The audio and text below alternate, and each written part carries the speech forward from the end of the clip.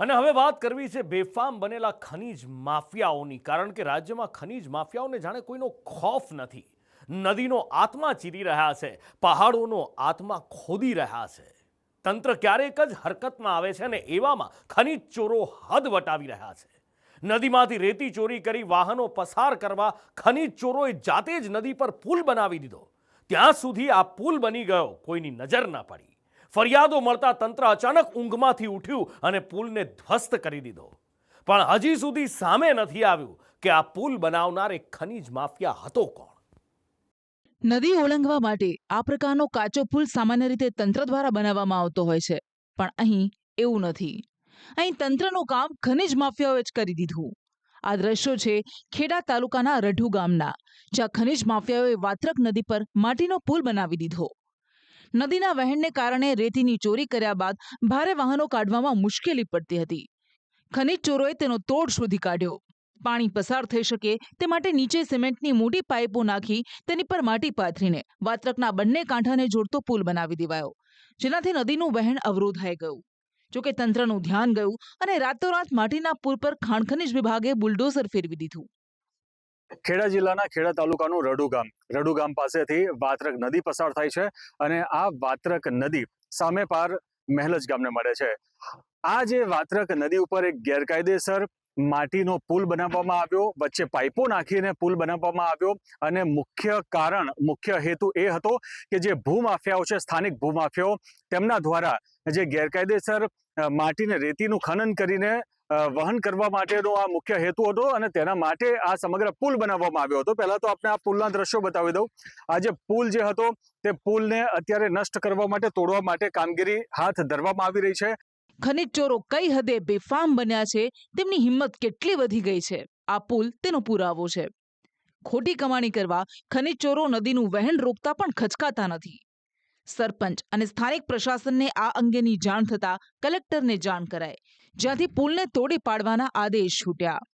તો એક ગેરકાયદેસર પુલ બનેલ હોવાની અને રેતી ખનન થતું હોવાની બાબત ધ્યાને આવતા આ માહિતી સાહેબને આપવામાં આવી, એસડીએમ સાહેબને, અને એસડીએમ સાહેબે કલેક્ટર સાહેબની આરે વાત કરી અને કલેક્ટર સાહેબની આજે 5 વાગ્યે સૂચના આવી કે આજે જે ગેરકાયદેસર બ્રિજ છે કે જે હંગામી પુલ બનાવવામાં આવ્યો છે જે રેતી માફિયા તરફથી, તો એને તોડી પાડવામાં આવે. ખુદ તાલુકા સ્વાગતમાં પ્રશ્ન મારો હતો કે પ્રાંત સાહેબને મેં એવું કીધું કે સાહેબ તમે રઢુમાં થોડું ધ્યાન આપો. મારા ગામમાં ડમ્ફરો જાય છે, દિવસે પણ જાય છે, રાતે પણ જાય છે, ટ્રેક્ટરો જાય છે.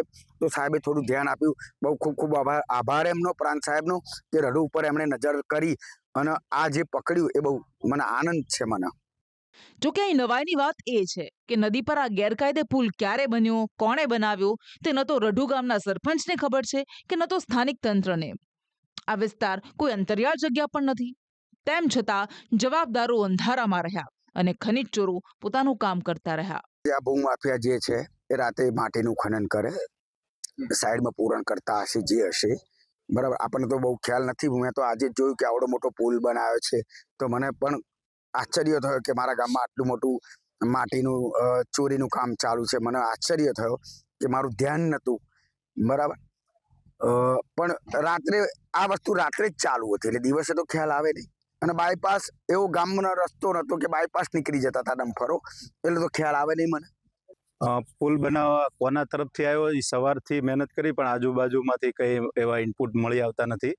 એટલે હાલ તુરંત અત્યારે પુલ તોડી અને જે હશે એ આગળની કાર્યવાહી ખાણ ખનીજ શાખા તરફથી તપાસ કરવામાં આવશે.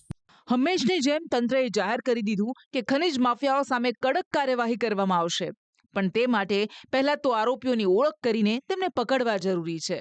અહીં તો તંત્રની કામગીરી સવાલોમાં છે.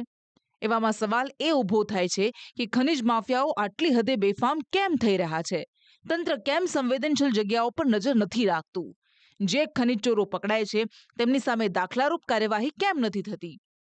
પોતાની તિજોરીઓ ભરવા માટે ખનિજ ચોરો રેતી ઉલેચીને નદીઓના પટ ઊંડા કરી રહ્યા છે, નદીઓની ઇકોસિસ્ટમ પર જોખમ સર્જી રહ્યા છે. ખનિજ ચોરીથી તંત્રને મોટું આર્થિક નુકસાન થાય છે. તેમ છતાં પણ આ દૂષણ સામે યુદ્ધના ધોરણે કાર્યવાહી નથી થતી, જે પોતાનામાં જ ઘણું બધું કહી જાય છે. ભીનું સંકેલવાની જે કોશિશ થઈ રહી છે તે ન થવી જોઈએ. જેને બ્રિજ બનાવ્યો છે, ગેરકાયદેસર આ પ્રવૃત્તિ કરી છે, જે ખાણ ખનીજની જે ચોરી કરી છે તેના વિરુદ્ધ કડકમાં કડક કાર્યવાહી થવી જોઈએ. આટલા દિવસ વીતી ગયા છતાં પણ હજુ આ અંગે કોઈ જ પોલીસ ફરિયાદ પણ નોંધાઈ નથી. અનેક સવાલો આ જે અધિકારીઓ છે, અધિકારીઓની કામગીરી પર અનેક સવાલો ઉઠી રહ્યા છે. ક્યારે ચોક્કસ અને કડક પગલાં લેવાશે તે હવે જોવાનું રહેશે. કરુણેશ પંચમેથી, સંદેશ ન્યૂઝ, રઢુ, ખેડા.